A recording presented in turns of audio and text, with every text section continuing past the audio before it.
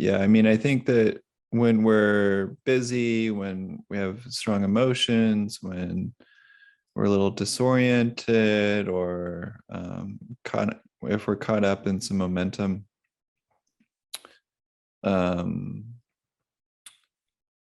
when we find time to practice in the midst of all that, that we kind of grow this muscle of mindfulness faster and stronger.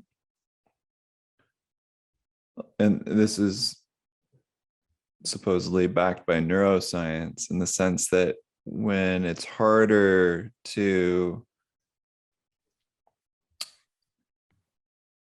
do something, when we feel like it's much harder to take 20 minutes to meditate in the middle of a workday, in the middle of a life-changing event, in the middle of an emotional time, it's harder to take that 20 minutes, but we actually do it, then it's like we're rewiring our brains and our systems like 3 to 4 times more, so that it becomes more ingrained in us for the future.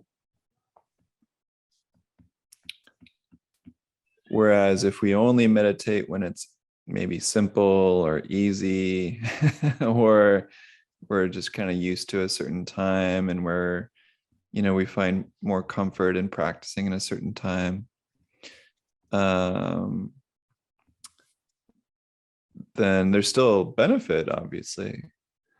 But if we practice this practice when it's harder for us, we're actually rewiring our brain and our system considerably more. And then it just becomes easier over time.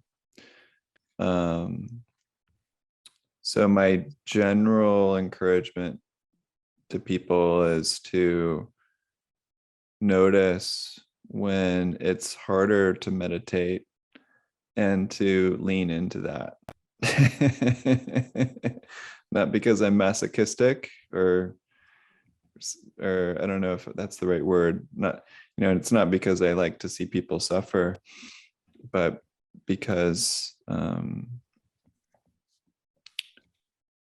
we're getting stronger when we do that, and more resilient.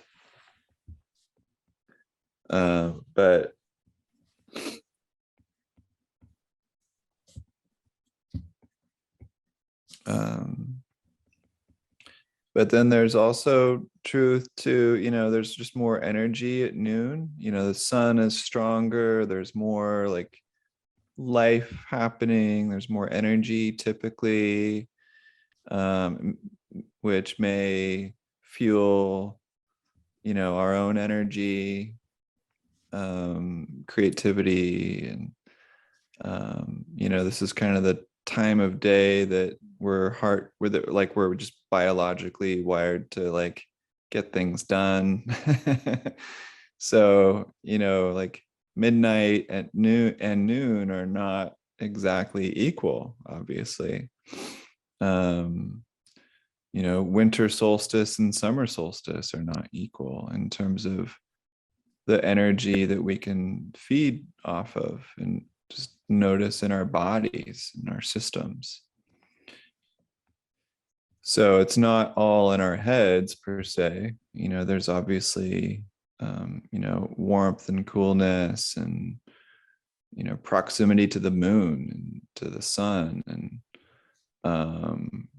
there's so many factors involved. Maybe at noon, we might be more or less hydrated, more or less caffeinated, more or less, pulled by family obligations. So those are all factors to consider, and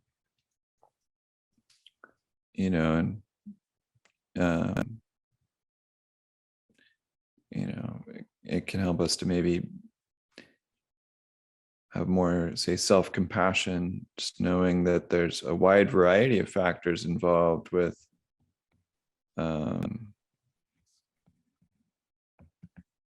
just energy, like internal and external energy. That it's not just a matter of self-discipline per se, that there's some factors involved, but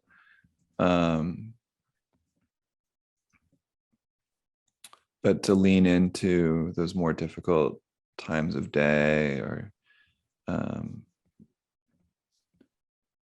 times of life, and see if we can practice more and more with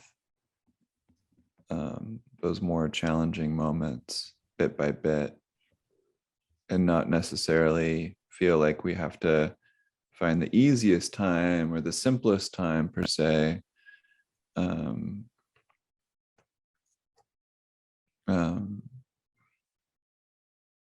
But to, integrate this practice more and more into all of our life.